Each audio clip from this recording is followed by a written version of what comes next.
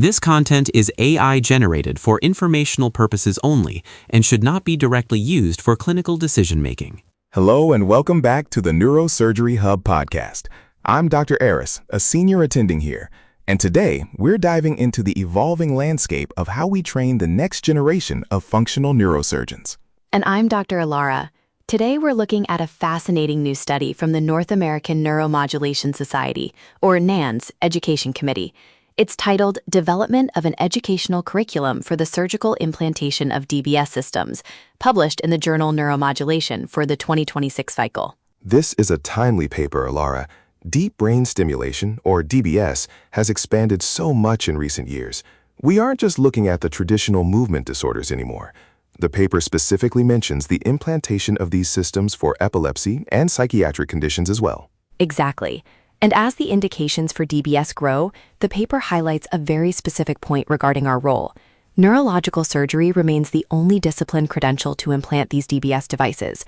However, despite that exclusive credentialing, the authors point out that there is still significant practice variation in the field.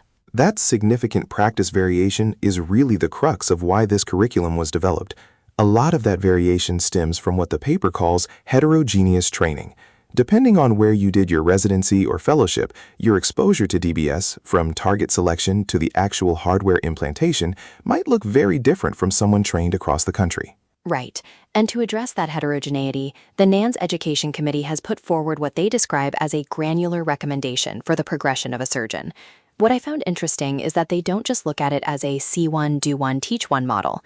They've contextualized the entire curriculum within the 6 core competency rubric. That's an important framework for our listeners who are residents or program directors.